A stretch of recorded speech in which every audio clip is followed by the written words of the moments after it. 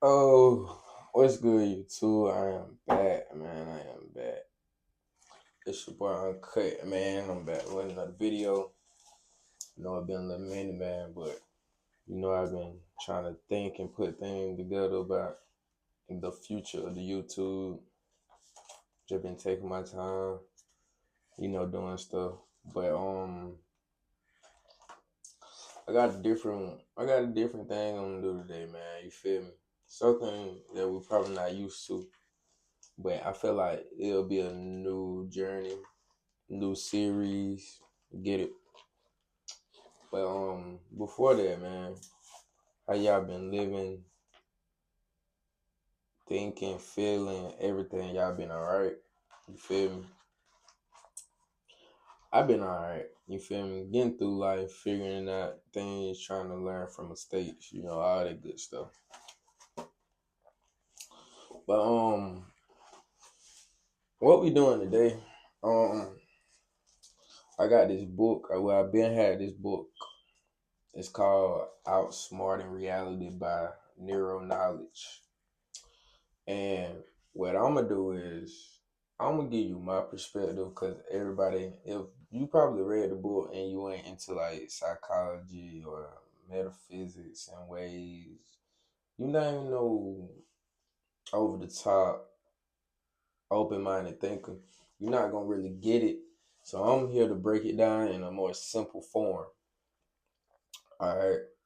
So yeah, I read chapter one and I took notes on chapter one. So basically, what I'm gonna do, I'm gonna go over the notes and kind of demonstrate and tell you what everything mean in a way. All right.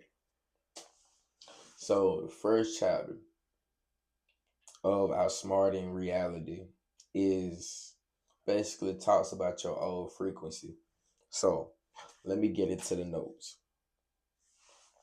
First note: your old frequency will forever be holding you back from your new reality. That's short, simple, and straight to the point. It really easy to understand now. Your old frequency has its own psychology and its own goals. So what do I mean by that? When you going throughout life and you're trying to change, your old frequency has its own way of thinking and have its own goals to stay in your life. Not for you to become something new. It wants you to stay the same. All right. When things seems to spiral out of control, it was always in your control.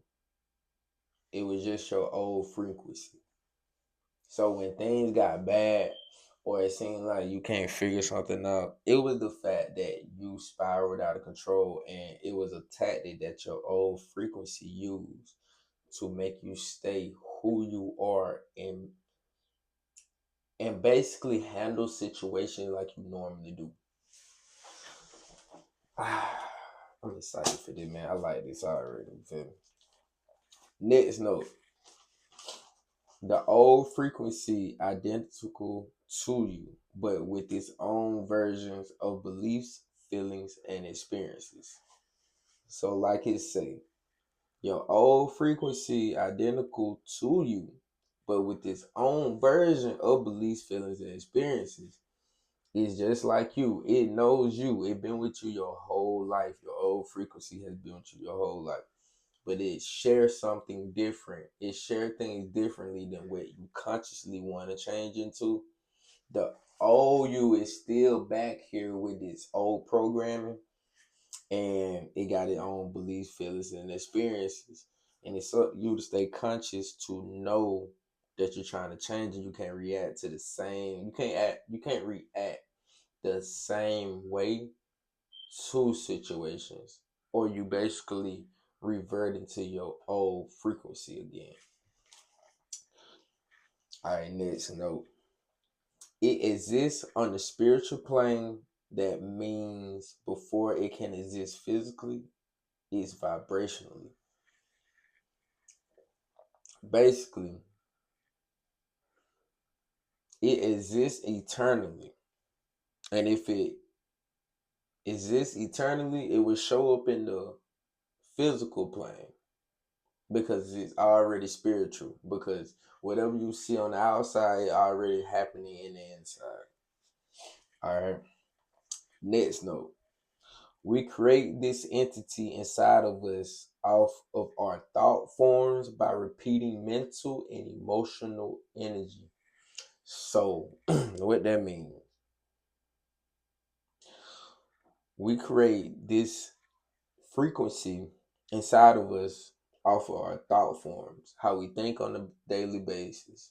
So for somebody that's unfit, they don't want to go to the gym, they don't want to do push-ups, they don't want to condition, they don't want to do nothing in that type of aspect because their thought forms are not aligning and telling them to do things, and you're not thinking about specific things that resonate with working out.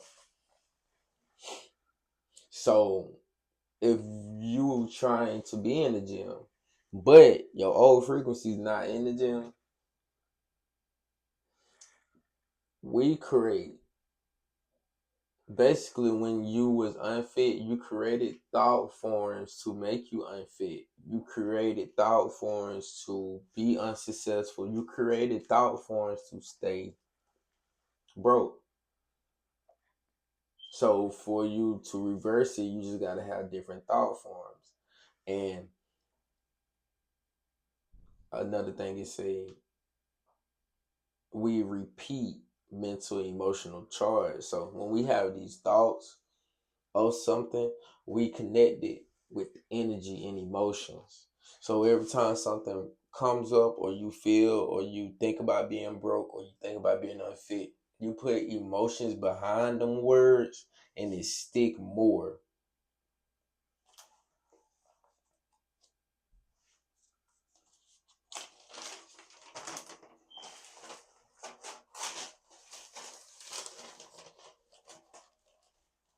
All right.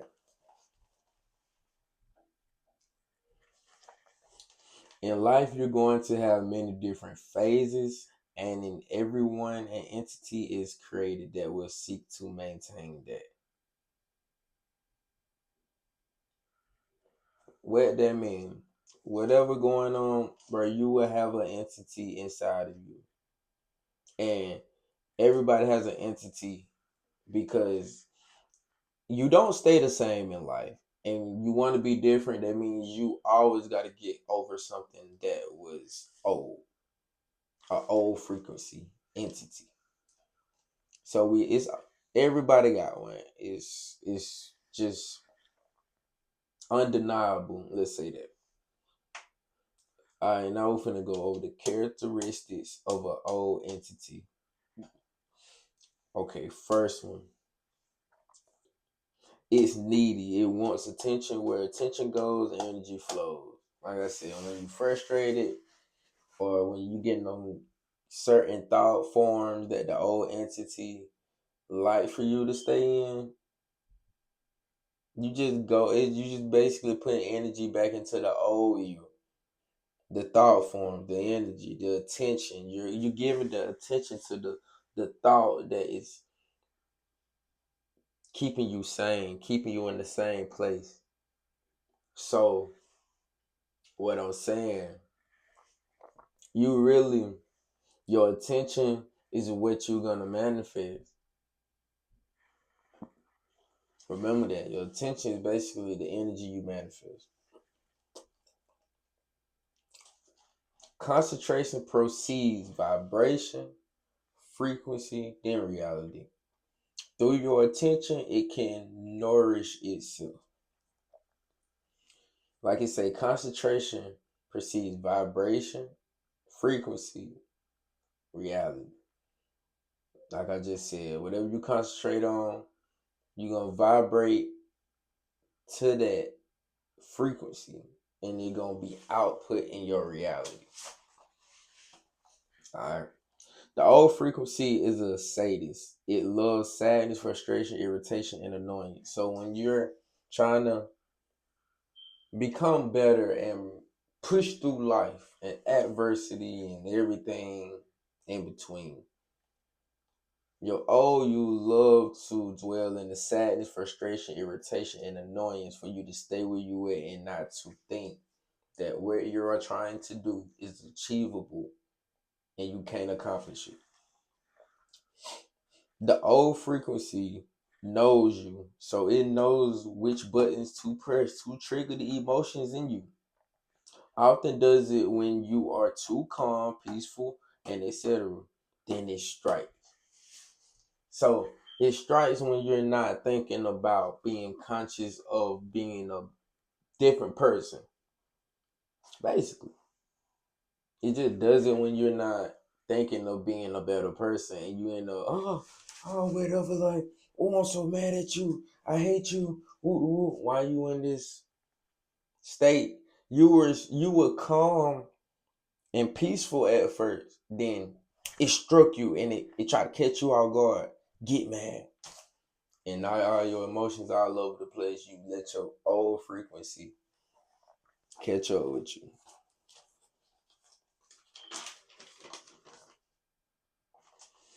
Alright. The old version of you is scared. The thought of not existing scares the reality, the old reality. Basically the old frequency. That's what I meant. It's scared to go. It's scared that you're gonna forget about it and it's gonna disappear forever. Nothing in this world don't want to disappear. It will project its fear onto you when you start striving in a new direction. Like you said, every time when you want to do something new or you want to change your life or a life changing experience, you get fear, you get nervousness inside of you. But really they're just another tactic for you to stay still, sit back into your old frequency. When you feel fear, I feel like now fear is like excitement and it opened a new door, a new avenue to a new version of you that you didn't know.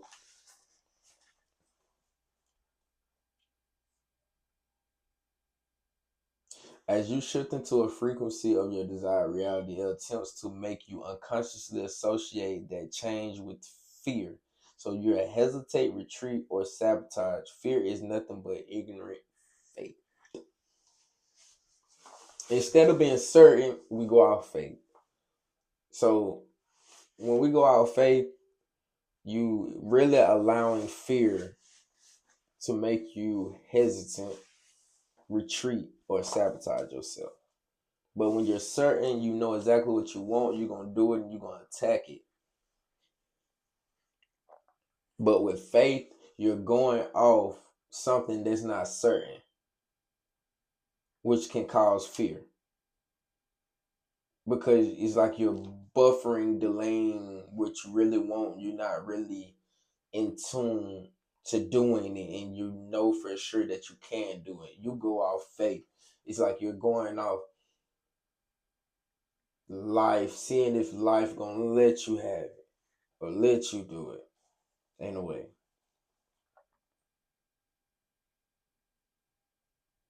The old version of you is reactive to its own creation. It will cause adversity in your life to short circuit your thinking for you not to think on a higher level of awareness, which is seeing reality clearly beyond illusion. It short circuit your thinking for you to not think on a higher level of consciousness. So it puts you in low vibrational thinking. Your critical thinking goes away, all your creativity goes away, and you get into survival mode, into this illusion we live in. So it basically trying to make you not stick to the plan and make sure you go back to your old thought forms, like we said earlier. It's like being delusional about your life, but it. I mean, think about everybody that's successful. It probably was delusion at first, but they gained the confidence, and like the confidence come from the delusion and the certainty of what they believe in. If you want to call it delusion, I just think it's beliefs. Everybody have their own certain concrete beliefs.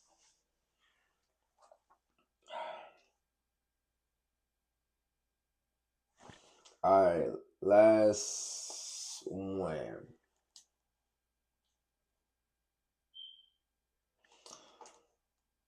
The difference between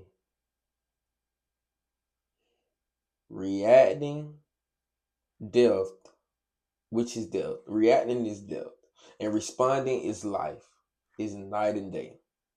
Reality reacts to you, but we think we should react to reality. Whole time, life reacts to you, to what you are already thinking and what you are already feeling eternally.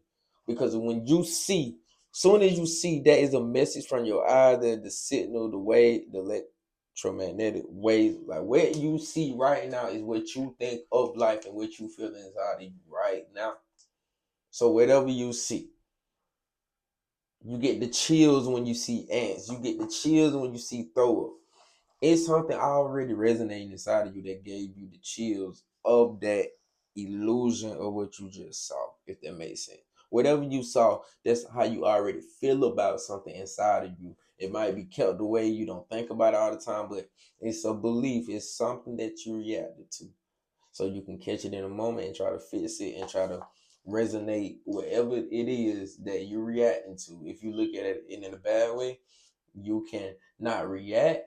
You can sit back and respond and think about why I act like this. Why do I move like this? Like I say, responding is the act of viewing your current adversity through the lens of your desired reality, reframing the situation to be in alignment with where you're going, not where you are. So, like it say, responding is the act of viewing current adversity. My tire just went flat. What would my dad do? My dad probably will see if a spare was in the trunk and get the jack. Jack the car or take the tires off and see what you can do.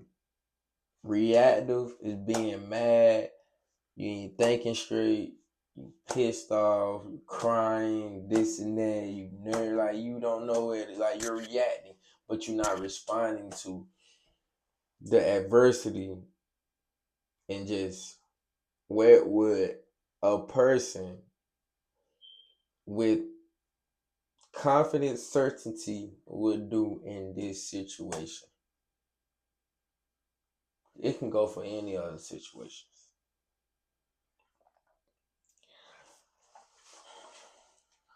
But yeah, that wraps up the chapter one notes. I hope I kind of explained that in a decent way.